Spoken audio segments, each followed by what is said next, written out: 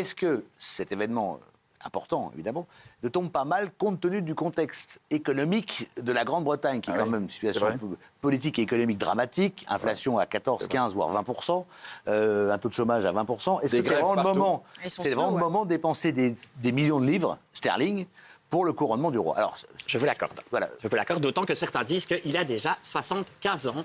Ah oui, Charles III, il les aura en tout cas presque dans 5 au moment du couronnement. Donc oui, en effet, voilà. Alors, j'ai envie de vous répondre que oui et non, puisque la BBC vient de nous dire qu'elle prévoit un dispositif exceptionnel. On va accrocher plus de 200 caméras sous les voûtes de Westminster. Il y en aura tout autant sur le parcours du couronnement, la procession, et qu'ils attendent bien battre le record d'Élisabeth II des funérailles. On rappelle, c'était 4 milliards de téléspectateurs. 4 milliards. Ce qui veut donc dire que les retombées économiques, elles sont aussi énormes. Donc ça veut dire que son couronnement va rapporter autant de blé qu'il va en coûter. Voilà, on estime déjà que puisque certains pays vont devoir payer pour la rediffusion des droits à l'image notamment, et que vous imaginez le merchandising aussi, le merchandising, le million de litres de bière qui vont s'écouler, puisqu'il va y avoir des grands déjeuners, des street parties. Il n'y a quasiment plus aucune place de libre dans les hôtels, déjà maintenant pour le 6 mai prochain. Donc certes, ils vont devoir faire un chèque. C'est le 6 mai. Énorme, on parle environ de 100 millions de livres. C'est le montant qui circule. Pour le couronnement? Ben oui, pourquoi? Parce qu'il y a une grosse partie, plus de 70%, qui vont être consacrés à la sécurité. Il faut se dire que c'est la toute première fois depuis 70 ans, puisque le dernier couronnement, Élisabeth II, a eu lieu le 2 juin 1953, que la Tour de Londres va se séparer pour quelques heures des joyaux de la couronne. Ah, les fameux joyaux. Et les joyaux de la couronne, c'est un trésor britannique, ça fait partie de l'État. Alors, on parle de couronne spectaculaire, la fameuse couronne de Saint-Édouard, celle qui fait les rois. Dans le Tower of London. Voilà, il la portera, il la coiffera. C'est la même couronne que sa mère? Alors, sa fameuse couronne-là, que l'on aperçoit, elle ne peut être portée par les souverains qu'une seule fois, le jour de son couronnement. Et elle sera portée au moment où il va y avoir ce qu'on appelle l'onction. En fait, c'est quoi? C'est comme, on vous la prête, on vous la reprend. Absolument. Mais il y aura 3 couronnes. Il ne va pas arriver avec la même couronne et il ne va pas repartir avec la même couronne. Il repartira avec la couronne d'apparat. C'est tout des bijoux, ça. C'est tout du vrai, ça. Voilà. C'est absolument tout vrai. Oui, je vous assure. Il y en a pour des millions, là. C'est ce qu'on visite à la Tour de Londres. Ce n'est même pas des millions, c'est inchiffrable. C'est pour ça que je vous dis que la grosse partie, en réalité, c'est de l'or aussi, ça. C'est la sécurité. Bon, oui, c'est pas du laiton.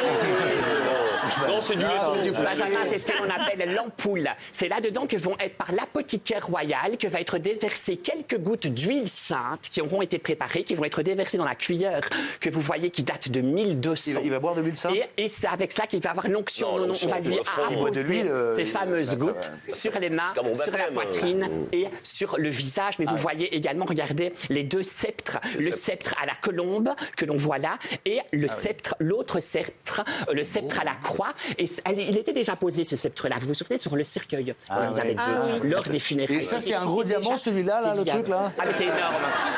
C'est un gros diamant, ça. C'est l'étoile d'Afrique. C'est le 2e plus gros diamant du monde. Sachant que le premier, il est sur une broche que je ne suis pas sûr que l'on voit là. Il y a les bracelets, les 2 bracelets qui vont lui être remis lors de la cérémonie. C'est pas les ronds de symbole. Donc, la cérémonie d'Élisabeth II, Benjamin, avait duré 3 heures. Là, Charles III nous dit qu'il veut une cérémonie un peu simplifiée. Elle va durer 1h30. Mais en effet, tous les symboles que vous voyez là, et encore, ils ne sont pas tous représentés, vont lui être remis un à un durant cette cérémonie. On dit que Charles III est déjà en train de répéter maintenant. Qui c'est qui lui remet? Alors, c'est l'archevêque de Canterbury, Justin Welby, que l'on salue, qui parle un français parfait et qui est propriétaire d'une maison en Normandie, d'ailleurs, Justin Welby, l'archevêque, on vous salue, qui va officier avec le chapelain de Westminster. Et alors qui c'est celui-là? Le chapelain de Westminster, c'est David Hoyle, et il sera aussi en charge de la cérémonie, mais ils seront tous présents, Juste question, il y a le monde entier, tous les chefs d'État vont venir? Mais alors là, c'est une question pour le coup qu'on ne sait pas. Normalement, si on veut être plus royaliste que le roi, et que l'on se réfère... Vous savez, 90% de la population mondiale n'a jamais connu de couronnement d'un roi d'Angleterre. Il faut remonter à 53. Eh bien, en 53, on constate qu'il n'y avait quasiment aucun chef d'État qui était présent sous les voûtes de Westminster pour la cérémonie de couronnement d'Élisabeth II. Puisque techniquement, un chef d'État ne peut pas assister j'ai un cadeau à pour un vous. Couronnement. Je sais que vous aimez beaucoup la reine, paix à son âme, et on a un cadeau pour vous. J'ai des images du couronnement. Je pense qu'elles sont pas très chères, sinon on les aurait pas. Regardez.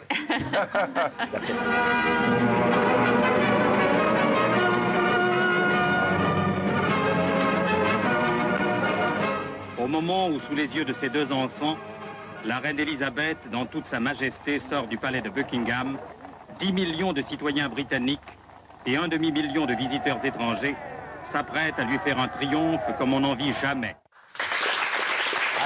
Alors, on a vu le carrosse. Alors c'est le Gold State Coach, la voiture d'or. Il est en or celui-là aussi. Il est tout en or, 4 tonnes, 4 tonnes à la feuille d'or. 4 tonnes à la feuille d'or, il faut 8 chevaux. Le braquage qu'on pourrait faire avec ce couronnement-là. Voilà, regardez. Il faut 8 chevaux obligatoirement au Mais moi je prends que ça, je prends que celle-là,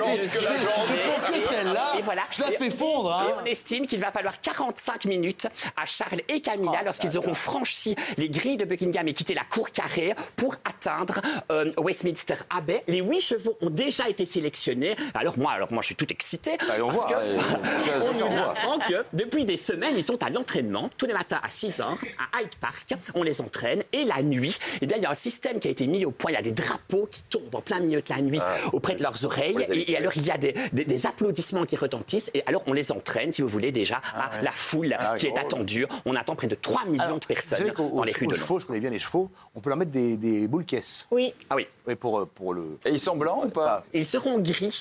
Gris. Le Windsor Grey, très exactement. C'est un gris Windsor, un peu couleur de poussière, si l'on peut dire. Alors, pourquoi on a attendu autant de temps? Parce que la reine... Il y a eu le deuil. La dame. Elle est morte le 8 septembre. Le 8 septembre. La Viera. Alors, il y a eu le deuil, il a fallu respecter une période de deuil. Et surtout, le duc de Norfolk, qui est le premier personnage de la cour. Pourtant, on dit « The Queen is dead ». Long God Save the King. Ah, mais il est devenu roi directement. À la seconde où Élisabeth meurt, il devient roi. Mais il n'est pas couronné. Le couronnement, c'est quoi dans le fond, Benjamin? On rappelle qu'il est chef de l'église anglicane. À partir du moment où il va être roi, du verbe oindre, où on va lui remettre les fameuses huiles. Oindre, que je vous ai montré. On va lui déposer les huiles. Il va devenir, si on respecte l'appellation, lieutenant de Dieu sur terre.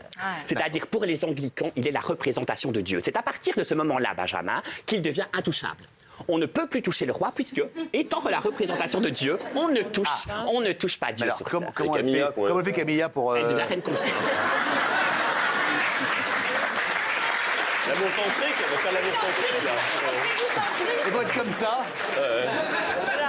C'est là. Il y a quelques petites exceptions. Parce que, attendez, je vais m'introduire dans le lit du roi. Ils dorment bien ensemble, les deux, quand même. En plus, vous avez vu le sondage, 75 ans, à mon avis... À mon avis, Charlot, il doit y aller. Peut-être qu'ils font comme à l'époque. Vous savez, à l'époque, comme on faisait, pour justement le respect de la femme, ce qui est légal, c'était un drap. Et il y avait un trou. Il y avait un trou. Ah, quoi? Non, mais vous savez, dans la tradition royale, il serait possible qu'il fasse chambre à part. Il y avait un drap avec un trou. Vous voyez pourquoi le trou?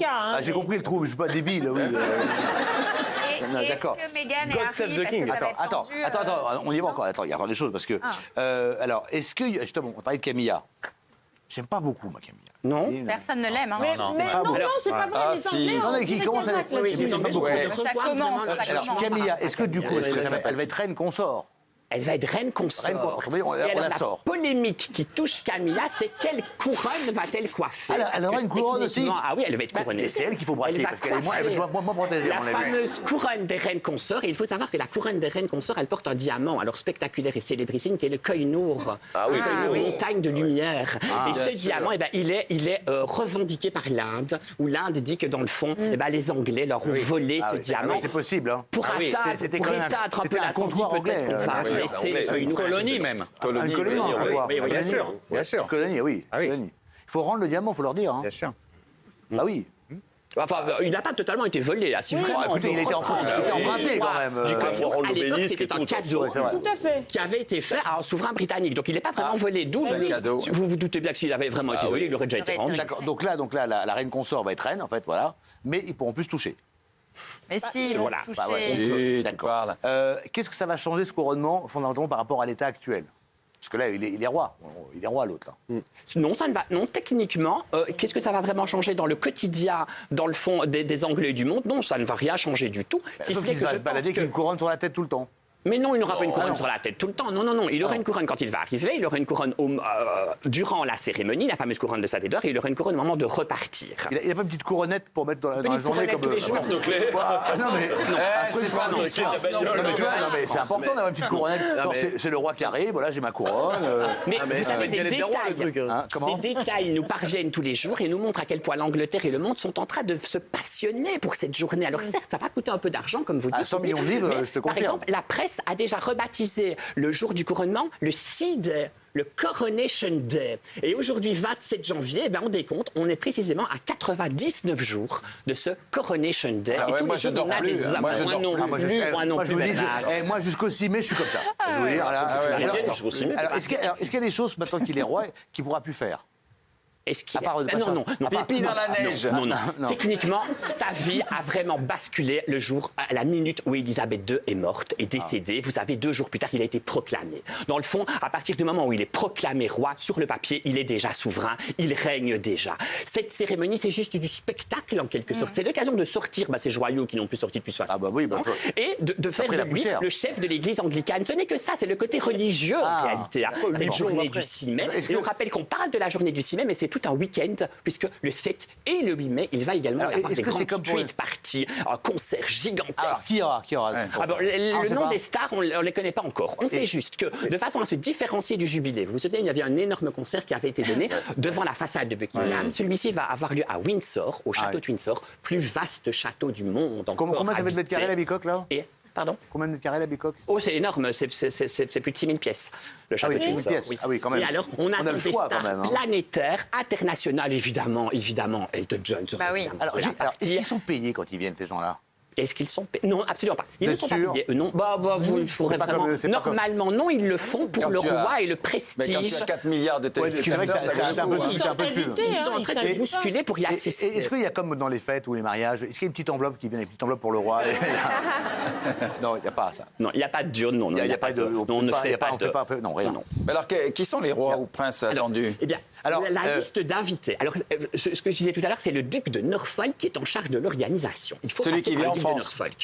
Celui qui vient en France. Non, celui qui a un petit château en France. Non, c'est Canterbury. Non, c'est Canterbury qui a... Vous ne suivez rien, Bernard Montiel. Alors moi, et on n'a pas encore la liste des invités. Maintenant, la vraie question, c'est est-ce que les chefs d'État y assisteront ou pas? Je vous ai dit, en 1953, il n'y avait pas de chef d'État. Normalement, non. Mais on sait très bien que Charles III veut du nouveau, veut une cérémonie un peu plus contemporaine, un peu plus moderne, et qu'il a de réels liens d'amitié avec des chefs d'État, dont notamment Emmanuel Macron. Donc, il se pourrait peut-être que, en effet, des chefs d'État assistent à cette cérémonie.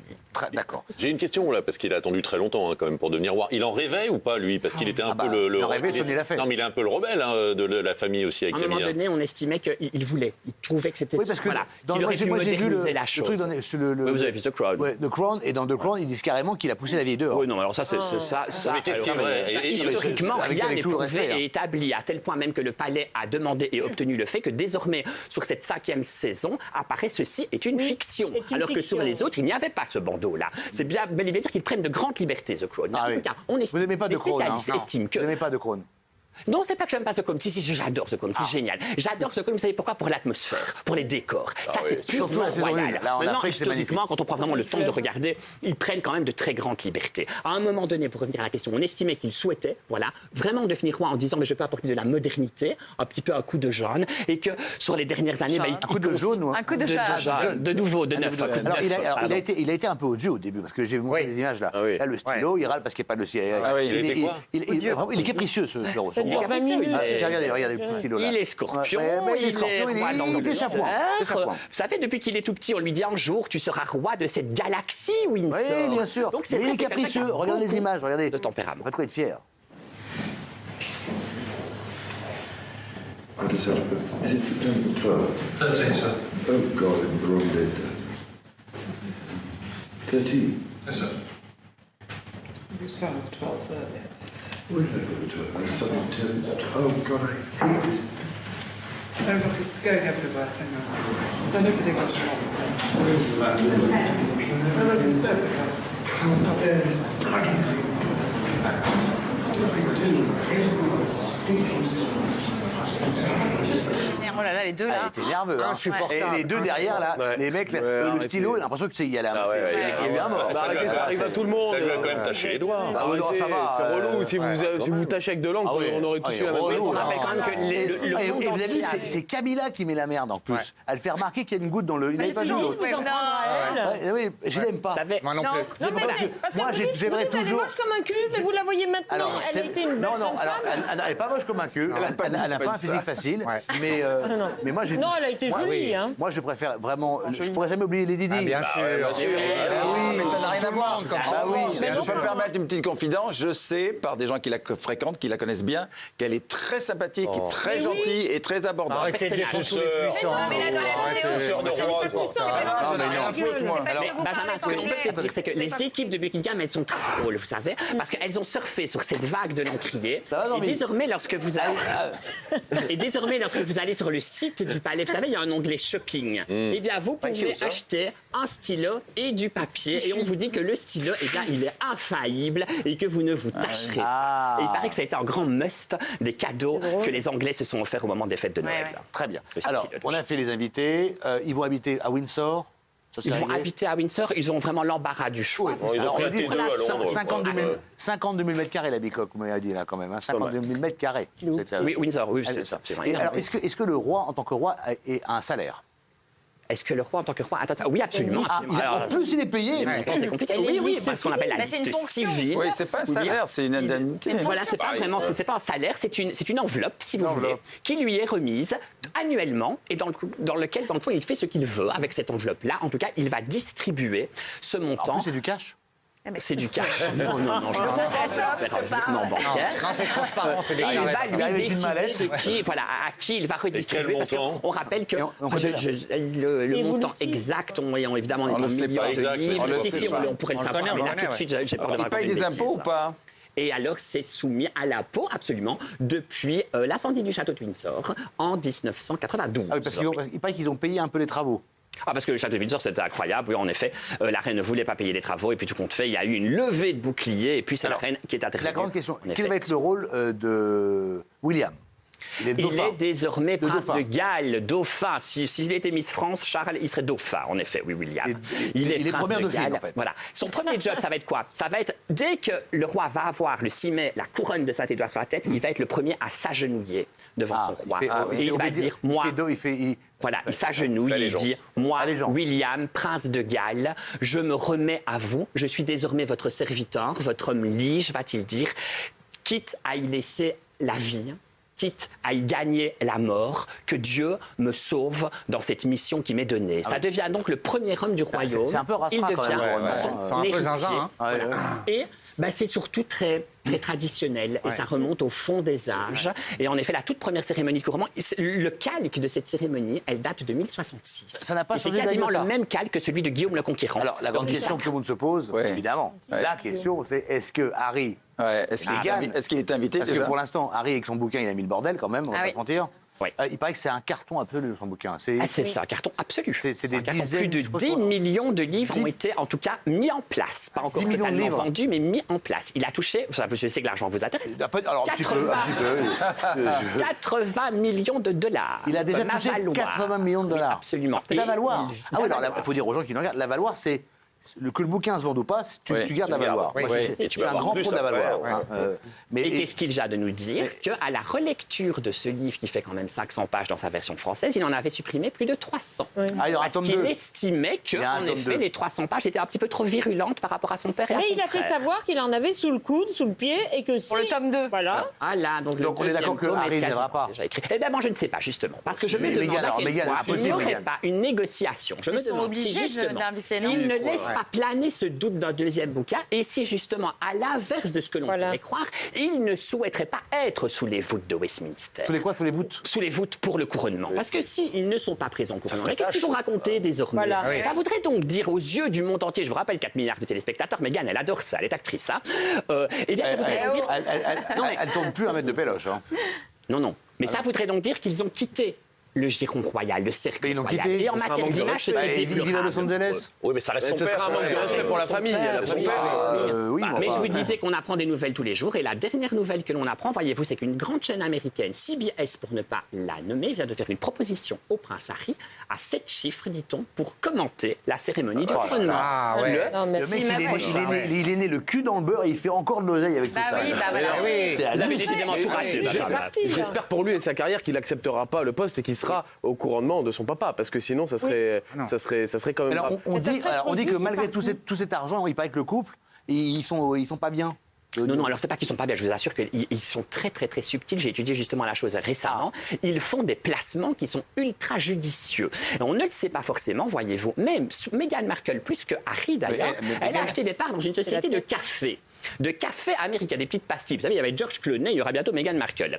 Eh bien, et ça lui rapporte énormément d'argent. Et on estime que la maison, vous savez qu'ils ont acheté à Montecito. Où ça? Eh bien, à Montecito.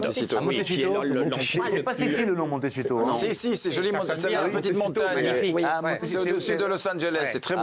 C'est l'endroit le plus cher. C'est l'endroit des milliardaires. Absolument. C'est le truc des milliardaires. Ils l'ont acheté 7 millions de dollars et elle vient. Pas énorme. Non, elle vient d'être évaluée à 15. C'est une petite simplement parce qu'ils sont passés par là et qu'on les a vus. On a vu cette maison dans le monde entier et que donc ils ont l'art de faire de bons placements. En tout cas, n'ayez pas trop de crainte pour ça. Moi, je m'inquiète pour les gens. Si je peux aider, parce que.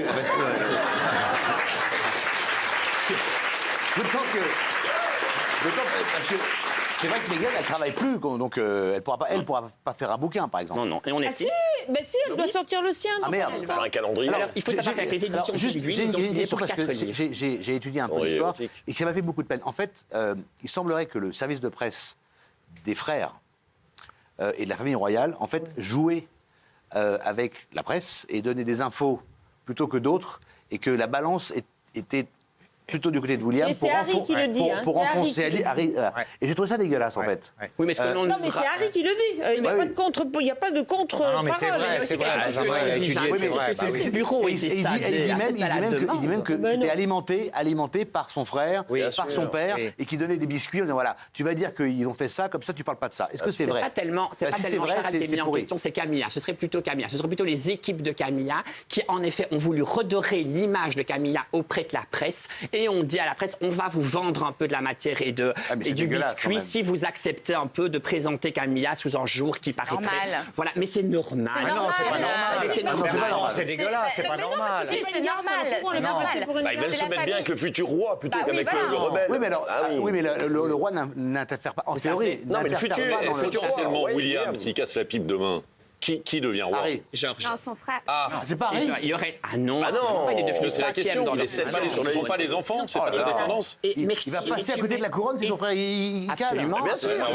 L'énorme accident. Alors vas-y Bertrand. Mais tu mets vraiment le doigt sur le système royal. Ce n'est pas une famille comme les autres. Je ne cesse de le répéter. Une seule personne compte, c'est le souverain et son héritier direct. Les autres ne comptent pas. Humainement, les Windsor, ils sont pas géniaux. Je l'avoue, je suis le premier à le dire. Il y a pas beaucoup de cœur. Et il y a en effet c'est plus que des bruits de couloir. Donc ce serait le petit George.